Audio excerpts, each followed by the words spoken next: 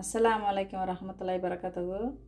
ஒரு அருமையான ஒரு சிம்பிளான ஒரு எக் ஃபால் செய்யலாம். அது எப்படி செய்யறன்றதை பார்க்கலாம் வாங்க, நம்ம வீடியோக்கு போகலாம்.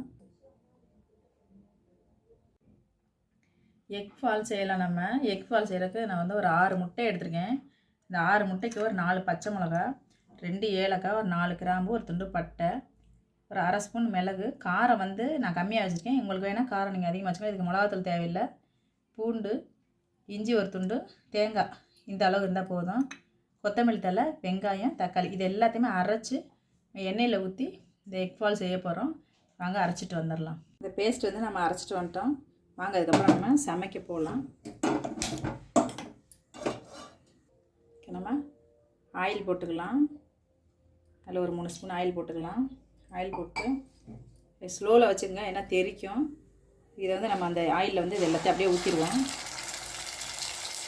கூட கொஞ்சோண்டு மஞ்சத்தூள், மஞ்சத்தூள் மட்டும் போட்டுக்குவோம். போட்டு நம்ம அதை நல்லா கலக்கிக்கலாம். பச்சை வாசனை போகிற வரையும் நல்லா கலக்கணும்.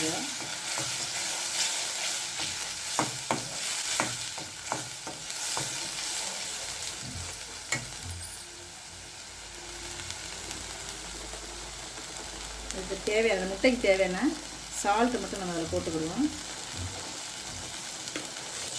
இதெல்லாம் பச்சை வாசனை போகிற வரை வதக்கணும். இது நல்லா இதுக்கு வந்து காரம் வந்து மிளகாத்தூள் நம்ம போடக்கூடாது. பச்சை மிளகாயும் மிளகோட டேஸ்ட்டு மட்டும்தான் அதுக்கு காரம். எவ்வளோ காரம்னா மிளகை அதிகப்படுத்திக்கணும், பச்சை மிளகாயும் அதிகப்படுத்திக்கணும், அவ்வளோதான். இது எக் புலாவ் வந்து சாம்பார் சாப்பாடு, புலாவ் எதுக்கு வேணால் வச்சு சாப்பிட்லாம், நல்லாயிருக்கும்.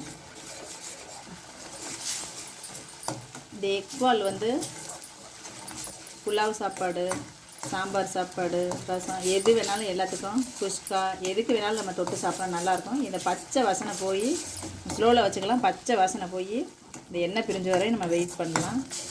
பச்சை வாசனை போட்டோம். அதுக்குள்ளே நம்ம நல்லா முட்டையை வந்து இந்த மாதிரி நல்லா கீறிக்கிடுவோம். ஏன்னா அதுக்குள்ளே மசாலாலாம் நல்லா போயிட்டு சூப்பராக இருக்கும்.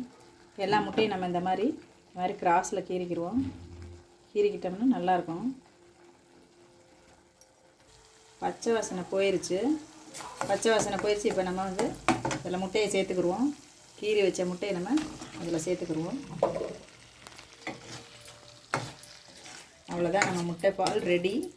இது வந்து புலாவ் எல்லா ரெசிபிக்குமே நல்லாயிருக்கும். சாம்பார் சாப்பாடு, பிரியாணி எல்லாத்துக்குமே நல்லாயிருக்கும்.